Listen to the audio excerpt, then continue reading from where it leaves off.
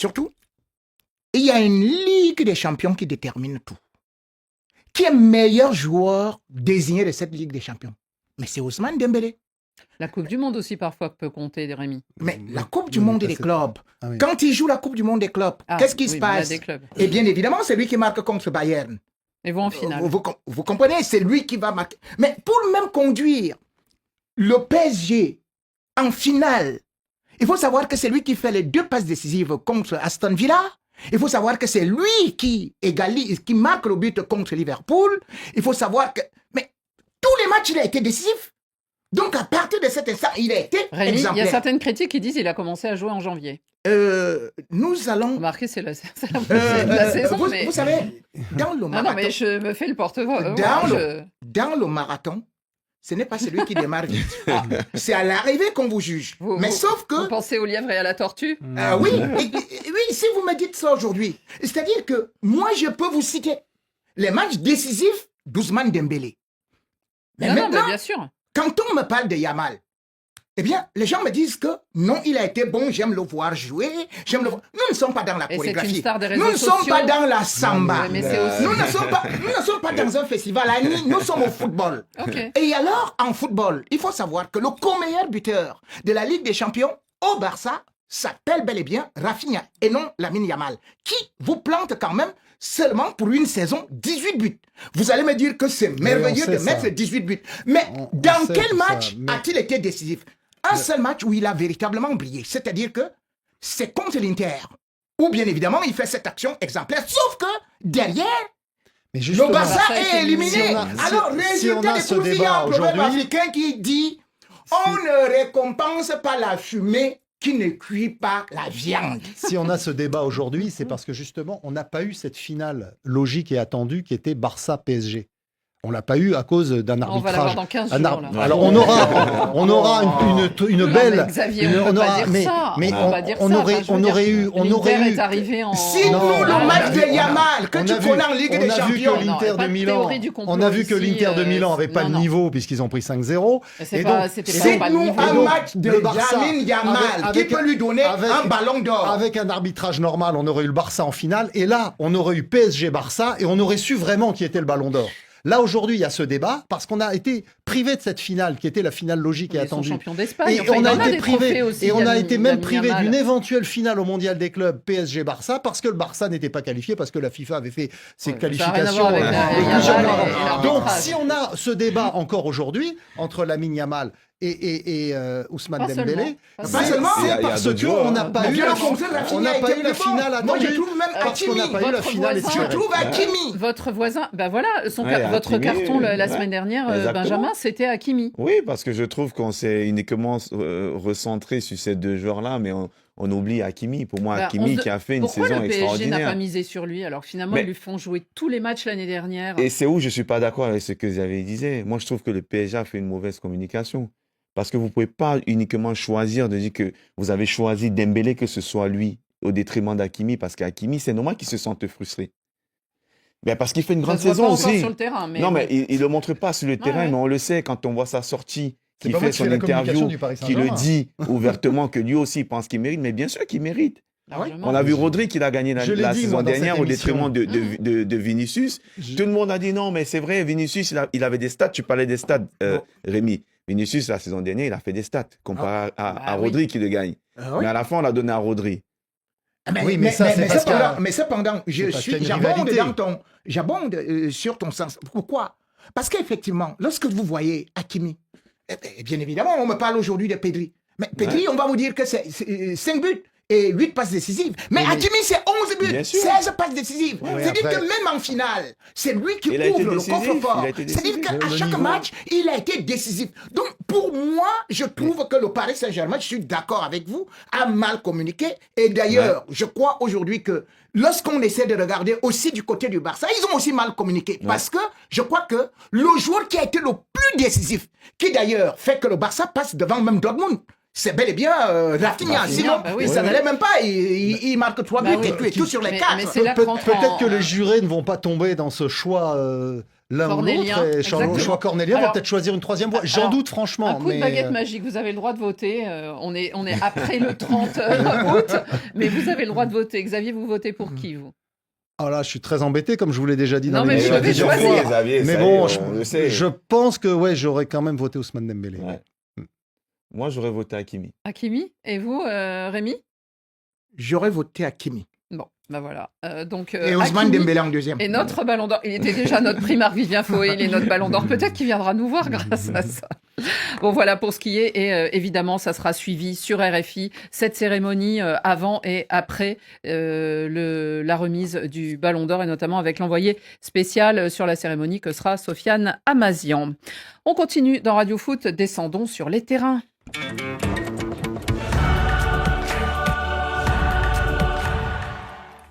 Ligue des Champions, saison 2. Et oui, vous le savez, hein, cette nouvelle formule qui avait changé donc l'an passé et qui se poursuit avec... elle avait été si séduisante l'année dernière. Je ne suis pas sûre que ce soit le seul critère, mais en tout cas, elle a été reconduite. Et hier, s'est conclue cette soirée. 67 buts inscrits en 18 rencontres. Ça fait presque entre 3,5 et 4 buts par rencontre, ce qui est bien sûr beaucoup. Ce mini-championnat européen a donc trouvé son public. Et il a trouvé, semble-t-il, ses grands clubs. Parce qu'on se souvient, Xavier, l'année dernière. C'est vrai que la formule était nouvelle. Et alors, on avait vu que des petites équipes, et on peut penser à Brest, avaient tout de suite bien calculé. C'est-à-dire, on prend les points quand ils se présentent. Ouais. Donc, on commence à l'extérieur chez des petits, on prend les points. L'année dernière, on avait vu les grands passer par les barrages. Et le Real, Le Bayern de Munich, le Paris Bayern, Saint-Germain, le Paris Saint-Germain, Manchester City City, et tout ça. ouais. Est-ce que cette année, selon vous, les cadors, comme on les a surnommés, ont intégré? À mon avis, les 8 premiers, ce sera que des top clubs. Lille dans les 8 premiers, cette année, aucune chance. Ouais. Ouais, parce qu'ils ont effectivement compris que... L'Union il fallait- Saint-Gilloise, peut-être? Non, mais ils ont compris, les gros clubs, qu'il fallait prendre, effectivement, comme vous l'avez très bien expliqué, Annie, il faut prendre les points. Et il faut s'assurer d'être dans les 8 premiers, déjà pour éviter un tour supplémentaire, Oui. parce qu'ils ont des calendriers très chargés. Les barrages, donc. Donc, du coup, ils évitent déjà le tour de barrage. Et puis ensuite, quand on est dans les 8 premiers, on est assuré de jouer le match retour jusqu'à la demi-finale Oui. À chez domicile. soi. L'année Ils ont dernière, changé. c'était moins... Voilà, Voilà, ils ont c'était moins changé. clair. Ouais. Ils ont changé pour donner encore cet avantage On protège supplémentaire encore plus. pour que la Bon. phase de ligue, comme on dit maintenant, soit jouée jusqu'au bout par les gros clubs. Parce qu'on a vu par exemple que Liverpool, qui avait terminé en tête d'ailleurs, le dernier match, ils avaient mis les remplaçants et d'ailleurs ils avaient perdu. Donc c'est le souci de l'UEFA d'ailleurs depuis plusieurs années, c'est que Ça soit spectaculaire. les matchs entre guillemets de ligue, c'était les poules avant, enfin c'est un peu pareil, restent importants jusqu'à la fin. Mhm. Et donc là, avec ce critère supplémentaire, ils espèrent effectivement que les grands clubs joueront vraiment le jeu jusqu'au bout. Alors Rémi, est-ce qu'ils étaient au rendez-vous, ces grands clubs de cette première journée? On a vu Liverpool, City, le PSG, le Barça l'emporter. Peut-être que le Real était celui qui a gagné. Ouais, Mais qui était, avec 2 pénaltys, attention, ils ont le gagné, moins impressionnant. comme d'habitude. Faut pas le fâcher, Comme Rémi. d'habitude. Non, j'ai l'impression que les gens sont quand même C'est un une peu... réalité, 2 pénaltys pour le Real. Non, c'est un fait. Mais je crois Non, mais que Rémi, je est-ce crois- que vous avez été je- séduit par leur façon de jouer? Par l'arbitrage. j'ai été séduit. Expliquez. J'ai été séduit. D'abord, c'est un nouvel entraîneur. Deuxième des choses, il faut savoir que c'est quand le Real est en infériorité numérique qu'il devient supérieur encore à Marseille, comme au début. Donc, une équipe en infériorité numérique pendant 20 minutes vous bat et vous êtes en train de parler du penalty. Le penalty, tout comme le but de Virgile, hein? C'est un coup. Van Dijk. Van Dijk. De Virgile Van Liverpool. Dijk. Mais c'est un corner. Le penalty fait partie du jeu. Non, Et mais je ne bien comprends sûr. d'ailleurs pas comment est-ce que... Je parle pas du voilà. penalty, je Donc parle du aujourd'hui, jeu. je vais dire que Le jeu L'Oréal du Real. a bien joué. C'est vrai qu'il y a eu un petit trou, gros trou, quand même. un petit trou, mais non. L'année dernière, je peux vous dire que presque tous les matchs, le Real a souffert. Oui. Ils vont mieux. Mais Ils vont oui, mieux, oui. oui, ils vont nettement mieux. Donc moi, je crois que c'est un Real qui est en phase de guérison et je crois quand même que c'est un Real qui sait se piquer à une certaine période. Vous avez d'ailleurs vu même en championnat, ils étaient toujours contre la Real Sociedad, ils étaient toujours en infériorité numérique et c'est là où ils gagnent. Ce qui suffit, on ne va pas aussi dire que là-bas c'était un penalty, cela veut dire que c'est un Real, même en infériorité numérique, qui sait provoquer le danger, qui sait faire reculer les autres. Parce que si vous êtes dans votre camp, vous n'allez jamais avoir un penalty. Il faut être dans le camp d'autrui. Il faut avoir la possibilité de pousser l'autre à la faute, qu'il tombe. sûr. Et finalement, le Real reste le grand On sait très Real. bien C'est que vrai quand- que ça fait très On mal sait très bien à que Xavier Barré. quand un joueur du Real tombe dans la surface, même tout seul, il y a pénalty pour le Real. Ou C'est quand- un grand classique. ou quand un joueur on en a adverse l'habitude. tombe tout seul sur le ballon. Voilà. Donc, Benjamin, ça, on a Dans les l'habitude. statistiques de Non, on la l'a Ligue vu des encore. Champions, Et le Barça les- a obtenu plus de et les pénaltys supporters de que le l'OM. Real Madrid. Et Dans le les su- statistiques. Et les Bon. supporters de l'OM qui se moquaient du PSG qui avait été élu à Madrid, éliminé à Madrid dans les circonstances que l'on sait il n'y a pas tellement longtemps, et ben ils ont vu que malheureusement pour l'OM, un bon OM qui s'est bien battu, eh bien il y a toujours un penalty pour le Real qui fait que vous perdez. Bah, ils avaient qu'à profiter aussi de leur supériorité numérique, on en a déjà parlé. Hein. Exactement. Voilà. Benjamin, parmi ces grandes équipes justement qui vous ont semblé au rendez-vous, lesquelles sont celles qui vous ont impressionné? J'ai surtout aimé, bon, après Rémi va me dire que j'aime bien Barcelone, bien sûr. J'ai surtout aimé la prestation de Barcelone hier. Je trouve qu'il y a beaucoup de maîtrise. Je trouve que Hansi Flick fait un très très bon travail. Cette équipe a vachement progressé. Mais surtout, je veux souligner la prestation de Rashford. Oui, on va en parler tout à l'heure. On va en reparler, On va en mais il a reparler. été phénoménal Mhm. hier. Et bon, City, c'est difficile de juger City parce que City était à 11 contre 10.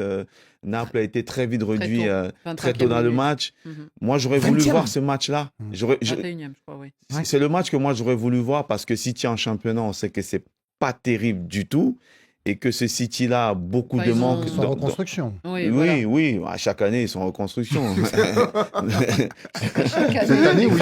Oui, chaque année, ils sont en reconstruction. Ça fait quand même un moment que ça, Il parle, que ça il parle dure. du Real et il parle. Non, c'est la Ça deuxième fait un an, saison, ils ça étaient fait un an. champions. Avec Oui, le même C'est la entraîneur. deuxième année, hein. C'est la deuxième année. Oui, mais on- Eh ben, on voit qu'il n'y a pas Mais du le même entraîneur, il est là journée. depuis. Il y a un Attendez. an, ils étaient en tête de la première ligue et personne ne se posait la question. Puis tout d'un coup, il y a eu ce trou d'air au mois de novembre, Terrifiant. octobre-novembre, Sans et, Rodri, d'ailleurs. et ils sont effondrés. Mhm. Mais sinon, il y Mais a là, un an, Rodri, il est revenu. Est-ce que Il est l'Inter qui était quand même le finaliste, alors finaliste logique ou pas, légitime ou pas, en tout cas c'était les finalistes qui ont été tellement humiliés. Est-ce que là ils reviennent bien? Ils ont gagné 2-0 Ouais. leur match grâce à Marcus Grâce à- Thuram. ouais. Est-ce que selon vous ils font partie de ces grands d'Europe? Oui, parce que l'Inter, au-delà de son passé, de son expérience aussi, l'Inter connaît la Champions League. Ils connaissent jouer cette compétition-là. Même si, encore une fois, on a vu le match, notamment la finale contre le PSG, où on n'avait pas vu... C'est dur, 5-0, hein. Oui, ils n'avaient pas été au niveau, ça on peut le dire. Et puis, l'entraîneur est parti, Inzaghi Oui. est parti, mais je trouve qu'on a gardé la même philosophie dans le jeu. Et ils sont en train de retrouver cet Inter qui a été en début de saison. Mais je pense que l'année dernière, ce qui leur a fait mal, c'est au-delà de perdre cette finale de Champions League, c'est qu'ils ont perdu aussi le championnat.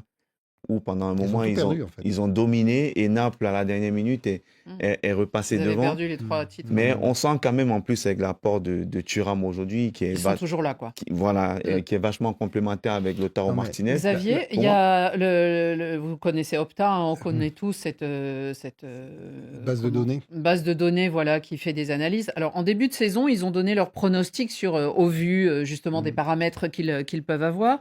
Ils nous disent que selon eux, ils classent les clubs par leur valeur et donné. Donc, le premier serait pour eux le champion. Et c'est Liverpool. Ouais. Ensuite, il y a Comme la saison Arsenal, dernière. donc quand même deux clubs anglais. Barcelone vient en 3, City. Le PSG est seulement 5e. Et le Real, 6e. Rémi, on a le Bayern, 7e. Qu'est-ce que vous pensez de ce... Alors, évidemment, c'est des données qui, en plus, vont Heureusement, évoluer, ça ne reflète évidemment. pas la vérité. Hein.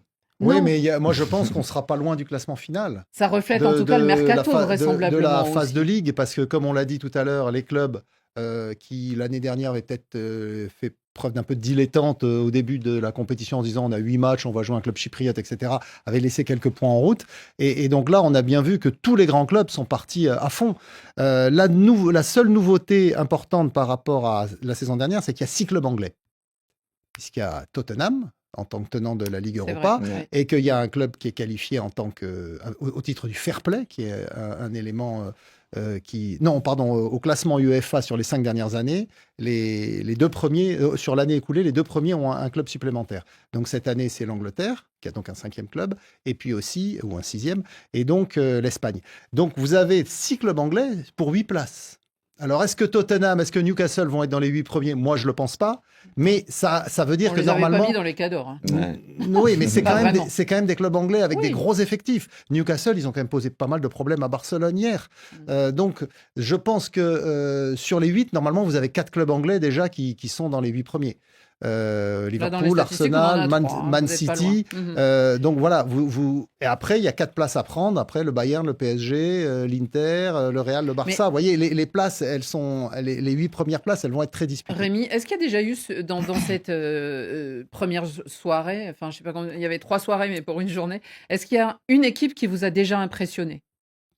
Parmi les grands, bien sûr. Bon, alors ça peut être l'Union Saint-Gilloise qui vous a Ouais. impressionné. Mais... Oui, c'est. Non, ils ont fait une très bonne prestation, on en a Bien parlé, Une on très l'a bonne salué, prestation, et bien bon, sûr. Bayern également, hein, on ne parle pas beaucoup de Bayern. Mm. Bayern est bel et bien là et il faut faire Carrément. oui, il faut faire très attention parce que quand je vois parler des cadors, moi je vous dis. Ah non, mais ce on le met Bayern- dedans, hein, je vous Ah oui, rassure. ce Bayern-là Mais va évidemment, beaucoup. Voilà. évidemment. Donc pour l'instant, c'est quand même une équipe qui a filé. C'est eux voilà. qui vous ont impressionné. Eintracht. Ah, oui, mais attendez, voilà, c'est ça. Donc, bien évidemment, on risque mais d'être je surpris par beaucoup de trouve ça choses là, très parce que j'ai intéressant. trouvé que leur football était cohérent, qu'ils étaient agressifs, et surtout que les transitions étaient rapides. Et ça, en football moderne, ça évolue beaucoup. Donc aujourd'hui, ce n'est pas le nom qui va forcément jouer. C'est vrai qu'il y a déjà un palmarès, il y a déjà un coefficient, il y a Oui, ceci, voilà, mais c'est quand on voit quand même ce qui s'est passé, on se dit quand même pour l'instant, hein, si on regarde le classement, Barça c'est 12e, hein. Real c'est 13e, hein. Ils ne sont pas dans le top 3, donc pour mais l'instant ils ont là. gagné. Non, mais ils ont gagné. Ils ont Ah gagné. oui, ils ont gagné, Et oui. puis après, ça se fait note de but. Donc, Là, c'est pour les moi, seuls c'est gros pas qui très- n'ont pas Pour gagné, moi, c'est les gros, oui. Les gros qui n'ont pas gagné, c'est l'Atlético, mais ils étaient à Liverpool. Oui. mais Oui. C'est Dortmund et la Juve parce qu'ils ont fait match nul. Voilà, il n'y a pas eu de vraie contre-performance. Non. Donc, pour le Contrairement, moment, effectivement, aux autres, la quoi. saison dernière. Alors, il y a eu beaucoup de buts, je vous le disais, 67 marqués dans ces 18 rencontres. Il y a donc eu beaucoup de buteurs aussi. Malgré tout, on voulait en distinguer 2, évidemment. On va commencer par le géant norvégien qui est... Haaland. voilà, Erling Haaland. Il a marqué face à Naples, mais il a surtout inscrit son 50e but dans la compétition. Alors, 50 buts, il y en a d'autres qui en ont marqué, mais lui, il est le seul à en avoir marqué 50 en 49 rencontres. Et ça, c'est évidemment énorme. Est-ce que, selon vous, il va... Est-ce que, au point de vue chiffre, c'est absolument épatant, Benjamin. Mais est-ce que, pour vous, il les dépasse aussi sur le terrain? Parce qu'avant lui, qui en a marqué 50, même en plus de matchs, il y a Van Nistelrooy, donc mais il y a Lewandowski, il y a CR7, il y a Cristiano et Messi, bien sûr. Je pense qu'en tout cas, il est parti quand même pour réaliser un sacré Il a record commencé- parce que Il a commencé à 19 ans, il a quand commencé à il marquait 19 son ans. triplé avec Salzbourg. Il est encore Dortmund. jeune. Trois en un match. Mm. À part si à un moment donné, il décide de partir, de quitter l'Europe et de partir en Arabie Saoudite, où tout le monde y va maintenant. Mais je crois qu'en tout cas, on va avoir un vrai mano à mano entre Haaland et Mbappé pour ce titre. Et les deux, ils sont partis, je crois, pour aller battre même le record de Ronaldo, même si Rémi va me dire qu'il n'est pas d'accord. Mais ils ont encore une dizaine d'années devant eux de carrière. Et c'est des joueurs qui jouent quand même dans de très, très grands clubs. C'est des buteurs. Haaland, c'est un sacré buteur. On sait que c'est un joueur qui a besoin des joueurs autour de lui. Quand il est servi, comme il a été servi hier, il est capable de Phil faire la Foden. différence. C'est ce qu'on lui demande. Et c'est pour ça Ouais. que Guardiola allait le chercher. Et comme tu disais, Annie, depuis ses 19 ans, il marque oui. des buts. Rémi vous impressionne aussi à Haaland? Parce que l'année dernière, il a eu une saison compliquée, on le sait, mais c'était tout le club Ah, il était blessé pour qui aussi, c'était hein. compliqué Il était- aussi. ouais. Est-ce que on va retrouver le Haaland qui fait gagner d'ailleurs la Ligue des Champions, même s'il marque pas en finale, mais Oui, ne pas dire du mal de lui, c'est être malhonnête. Bon, 49 buts, on voit déjà quand même que d'autres, comme Van Nistelrooy, il a fallu 60, je crois 62 matchs. 62 matchs. pour 50, lui 49 matchs. pour 50. Oui, 50. mais cependant, je crois que on ne peut pas, cet Haaland-là ne peut pas être complet comme les autres joueurs. c'est vrai que quand on regarde quand même la Ligue des Champions, on se rend compte que, voilà, il y a des grands joueurs comme R9. R9, il n'a marqué que 14 buts en Ligue des Champions. Ouais, mais c'est notre formule. Dans une autre formule. Ronaldinho, Donc, oui. il jouait moins de donc, matchs. C'est difficile de... Maintenant, Pour il y a de nous, plus en on plus ne de peut matchs. pas. Donc, si on regarde seulement les buts, vous allez vous poser la question que, mais, Alan, dans quel grand match il a marqué en Ligue des Champions? Eh ben, Eh bien, vous allez justement trouver que c'est là où il y a le problème. oui, C'est-à-dire que c'est quand les il critiques. trouve, bon, c'est vrai que hier, il bénéficie du fait que les gars sont déjà quand même fatigués parce que Naples a beaucoup défendu. Oui, t'as En 10 infériorité 10 contre 11, numérique, ouais, ouais. il peut profiter pour marquer. Mais bon, pour ça, je ne vais pas tout simplement dire que non, parce On verra. qu'il est grand, il est ceci. Il y On a va un proverbe voir, africain qui dit que on ne juge pas le bœuf par l'empreinte du sabot. On verra ça en tout cas dimanche, puisqu'ils joueront à Arsenal. Oui. C'est cette équipe Très de belle affiche. Manchester City. Un petit mot sur Haaland, Xavier ou... Oui, mais après, Je voulais passer à Rashford. effectivement, il marque parfois des buts, des séries de buts contre des petites équipes, mais c'est en même temps ce que lui demande Pep Guardiola. C'est ce que lui demande D'être son là. entraîneur. Et il lui a dit, parce qu'à Dortmund ou avant à Salzbourg, il prenait le ballon au milieu de terrain, il driblait tout le monde et il allait marquer. Là, on lui a dit non, non, il y a des gars qui On sont l'a vu derrière faire toi, contre le Paris Saint-Germain. qui sont derrière toi. Donc, il s'est pour- dribblé. Avec Dortmund. Voilà. Pour, Non. oui, bien sûr. Il Si, dit si. qu'il driblait tout le monde. Mais Xavier, Mais j'ai tu vois commenté tes des matchs matchs où pendant il la dribble. nuit dans la J'ai- sorcellerie. j'ai commenté des matchs où je peux dire qu'il driblait avec Dortmund. Donc à Manchester Même City, moi-même, il ne peut pas me dribbler. à Manchester City, on ne le lui demande pas, on lui demande d'être dans la surface Benjamin, et il a d'être quelques présent, doutes aussi, hein. et d'être présent Franchement. pour essayer Bon. pour Il marquer driblait les tout le buts. monde, C'est il dit sûr. ça. On passe à un autre buteur. Allez, Monsieur, Dortmund Monsieur le Séville, buteur, en Ligue des Benjamin. Champions, tu vas voir. Marcus Rashford. Rashford, hier Tout le soir. monde en Alors revue. peut-être que c'est parce qu'il a retrouvé du gazon anglais qu'il a retrouvé un peu de gaz devant les buts. Son dernier but datait d'il y a 4 ans en Ligue des Champions, Ouais. mais on connaît Manchester les United, problèmes il n'y de a pas Manchester eu- United. Oui, Ils étaient même oui. plus dans la compétition. Est-ce que pour vous, après ces quelques mois à Aston Villa, où on l'avait un petit peu vu, Oui. mais est-ce que là, il est Barça compatible? Je pense que oui. Surtout, je pense qu'il est quand même dans une forme de progression par rapport à la saison dernière avec Aston Villa. Déjà, il a retrouvé du temps de jeu. On sait qu'à Manchester, il était indésirable. Oui.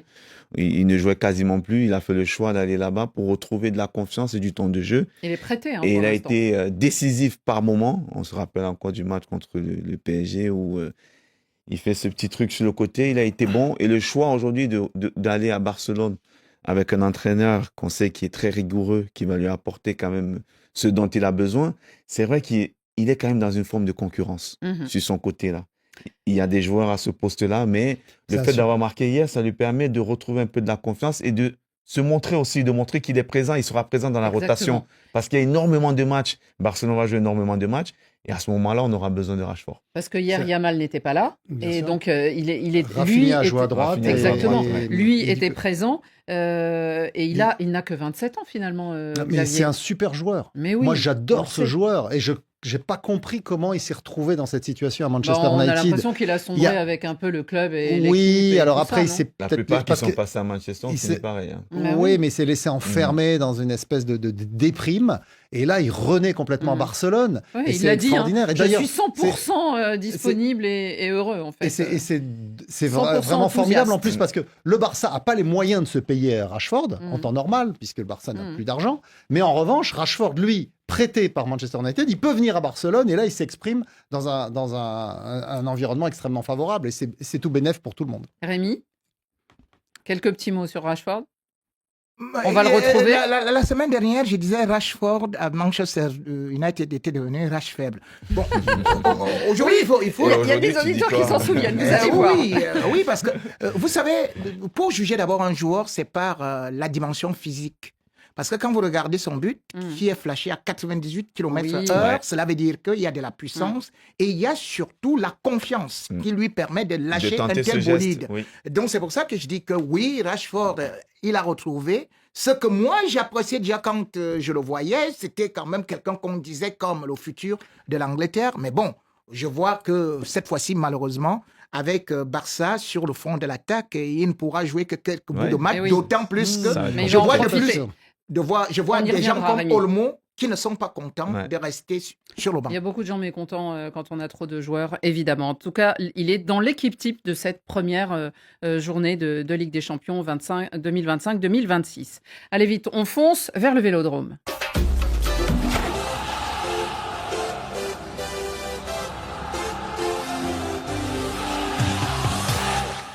La tension monte, nous dit la Ligue 1, enfin la Ligue professionnelle de football, à 48 heures du classique du championnat de France. Le match de l'année, nous promettons aussi. Les deux équipes rivales ont donc rendez-vous dimanche soir au Vélodrome. Bon, sur les 7 derniers matchs, on a regardé avec Sofiane Amazian, eh bien, à Paris ou à Marseille, c'était 7 victoires du Paris Saint-Germain. Il y a eu une défaite du Paris Saint-Germain, c'était il y a 10 matchs, il y a 5 ans. C'était en Coupe de France. Non, alors je parle que du championnat de championnat. France là. On compare un petit peu que en championnat et c'était le 13 septembre 2020 au Parc des Princes et c'était Thauvin qui avait marqué son fameux but. L'OM a certes perdu face à Madrid au Real, mais c'était une défaite encourageante. Alors pardon à Bibey, on emploie cette expression. Le PSG, lui, malgré ses nombreux blessés, s'est imposé facilement. Xavier, est-ce qu'il y a du suspense autour de ce match ? Est-ce qu'on a l'impression quand même qu'on a vu des belles choses du côté de Marseille et que le niveau sur un match peut se rapprocher ? Alors, c'est effectivement, comme vous dites, sur un match que ça peut se jouer, parce qu'on a vu effectivement à Marseille bien tenir le choc à Madrid face à une équipe qui joue l'attaque maintenant, depuis que Xabi Alonso en est l'entraîneur. Et donc, on va avoir un peu le même profil de match normalement à Marseille, puisque c'est le PSG qui prend le jeu à son compte. Et l'OM, donc, en contre-attaque, chez lui, peut effectivement gêner le Paris Saint-Germain. Mais je pense qu'il y a encore un énorme écart entre les deux et je vois mal le Paris Saint-Germain perdre à Marseille.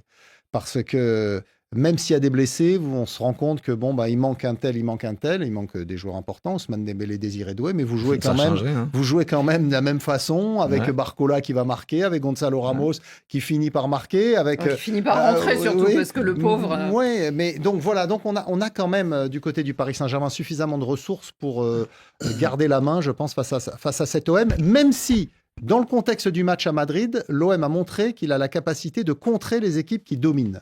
Voilà. Ouais. Sans doute aussi un avantage quand même à ce Paris Saint-Germain, pas peut-être sur la capacité, mais ça fait un an c'est au moins la même équipe que l'année dernière et c'est pas du tout le cas de l'OM. Et malheureusement, ça s'est vu à Madrid. Oui, exactement. Je pense que le vrai problème de l'OM est ce manque de continuité.